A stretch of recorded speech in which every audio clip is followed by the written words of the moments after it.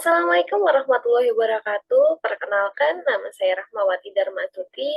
Saya adalah salah satu pengampu mata kuliah kecerdasan buatan. Oke. Sebelum saya menjelaskan untuk di pertemuan pertama, saya akan sedikit menjelaskan tentang mata kuliah kecerdasan buatan. Yang pertama, untuk deskripsi mata kuliah. Mata kuliah ini akan membahas tentang beragam teknik dan metode kecerdasan mesin, serta kekurangan, kelebihan, dan aplikasinya yang dapat digunakan untuk memecahkan permasalahan dalam dunia nyata, serta memberikan dasar tentang kecerdasan buatan yang berfokus pada beberapa aplikasi dari kecerdasan buatan dan beberapa teknik penyelesaian masalah dalam kecerdasan buatan yang dikenal dengan soft computing. Selain itu, mempelajari beberapa teori dan aplikasi dari sistem cerdas dan penerapan beberapa aplikasi algoritma kecerdasan buatan. Lalu, capaian pembelajaran mata kuliah apa sih yang sebenarnya kita inginkan dari teman-teman? Yang pertama, mahasiswa dapat memahami dan mengerti artificial intelligence, beberapa teknik pemodelan, dan kriteria sukses dalam pemrograman berbasis artificial intelligence dan cara menyelesaikan masalah dengan metode artificial intelligence. Kedua, mahasiswa dapat memahami tentang teknik-teknik pencarian. Tiga, mahasiswa dapat memahami komputer yang selain mengerti logika, juga dapat berpikir, bertindak laku, meniru pakar atau expert system, memahami metode belajar yang dapat diaplikasikan komputer, yang dapat mengerti perintah-perintah yang ditulis dalam standar bahasa manusia. Keempat, mahasiswa dapat memahami tentang visi, citra, image dari objek. 5. Mahasiswa dapat mengetahui tentang pengendalian secara cerdas terhadap gerakan yang terkoordinasi secara nyata, mengetahui jaringan syaraf, baik yang real maupun tiruan, dan aplikasinya. Untuk materi ajar, kita ada 16 pertemuan, di mana di pertemuan 8 kita ada UTS, dan di pertemuan 16 kita ada UAS. Nah, untuk bobot penilaiannya seperti apa? Untuk bobot penilaiannya akan diambil 20% dari kehadiran, 25% dari tugas, 25% dari UTS, serta 30% dari proyek. Proyeknya seperti apa? Nanti teman-teman sekalian bisa cek di RTM dan akan dijelaskan oleh masing-masing dosen pengampu mata kuliah.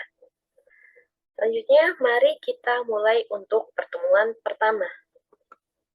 Sejarah Artificial Intelligence. Untuk sejarahnya sendiri berawal pada tahun 1950.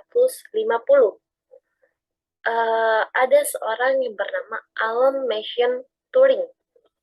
Beliau ini adalah seorang ilmuwan matematikawan, dan dia memimpin tim yang merancang sebuah mesin yang dikenal sebagai Bombe yang berhasil menerjemahkan sandi pesan Jerman, di mana sandi-sandi ini berisikan informasi-informasi yang sangat penting bagi pihak Jerman. Itu salah satu contohnya, di mana letak tentara Jerman ataupun strategi-strategi apa saja sih yang akan nanti digunakan oleh tentara Jerman. Seperti itu. Kalau mungkin teman-teman sekalian sudah pernah menonton tentang Imitation Game, ya, The Imitation Game, di situ berceritakan tentang seorang Alan Turing. Dia ini menciptakan sebuah mesin, ya, mesin untuk menerjemahkan sandi pesan Jerman, seperti itu. Nanti mungkin teman-teman sekalian bisa nonton, kalau yang belum nonton, jadi bisa mendapatkan sedikit gambaran tentang si Alan Machine Turing ini. Oke. Selanjutnya, untuk pengertian artificial intelligence atau definisinya. Sebenarnya apa itu sih artificial intelligence? Untuk artificial intelligence, pengertian ini awal mulanya tercetus pada tahun 1978. Semua ilmuwan pada saat itu sepakat bahwa artificial intelligence adalah sebuah sistem yang bisa berpikir seperti manusia. Namun, seiring berkembangnya zaman dan teknologi di tahun 90-an, definisi tadi ini dirasa tidak lagi relevan. Kenapa? Karena AI ini adalah tidak hanya bisa berpikir. Seharusnya AI ini bisa juga acting atau berbuat atau bisa melakukan sesuatu seperti manusia. Makanya definisi AI ini AI ini sendiri diperbarui menjadi AI adalah sebuah sistem yang bisa bertindak seperti manusia. Ya, seperti itu.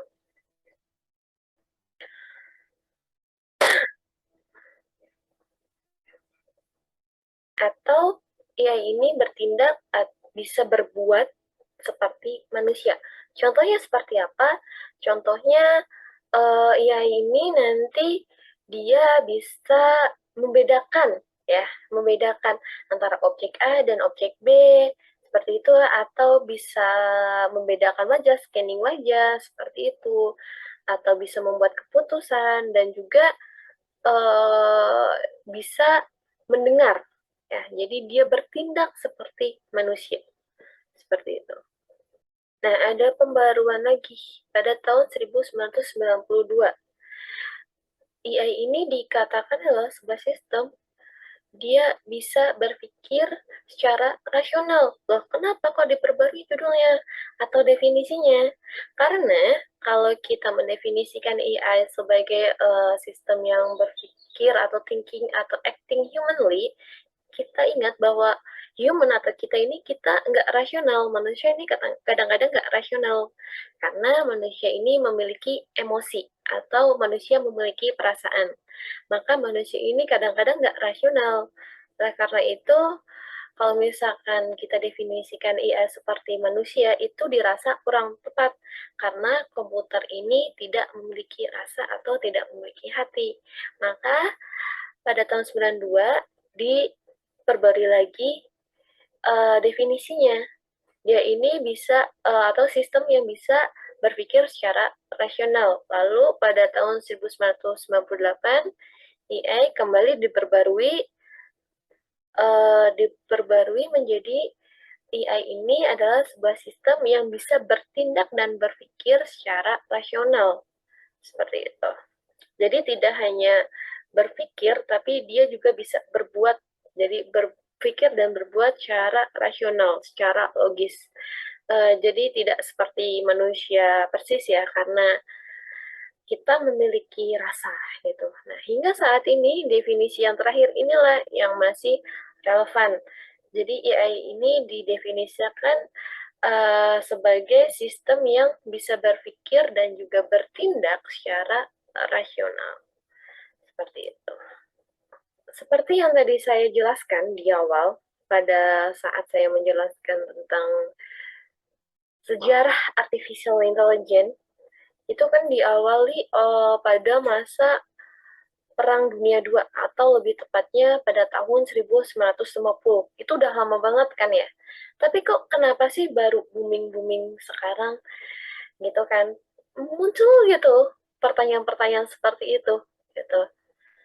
Jadi di sini ada beberapa faktor yang membuat artificial intelligence ini semakin trending gitu. Yang pertama adalah computing power. Saat ini komputer itu semakin powerful meskipun dalam bentuknya semakin kecil dan harganya semakin murah. Dulu ketika membeli komputer hanya bisa dibeli oleh perusahaan-perusahaan besar. Sekarang masing-masing individu sudah bisa membeli komputernya masing-masing. Dulu besarnya sebesar ruangan, sekarang besarnya sangat-sangat kompatibel.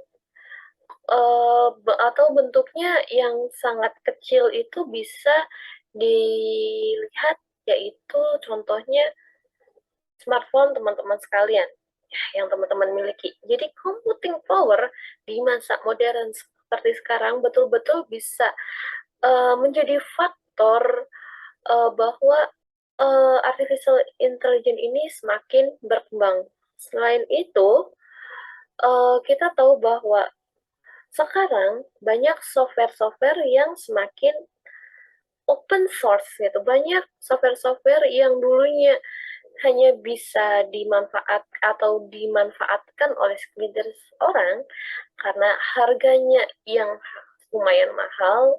Nah, sekarang dibebaskan bisa diakses oleh semua orang dan bisa dimodifikasi sesuai dengan kebutuhan. Ini memudah distribusi dari teknologi sehingga akhirnya para developer atau para pengguna teknologi yang bisa saling berkontribusi, saling melengkapi teknologi ataupun software menjadi lebih sempurna gitu.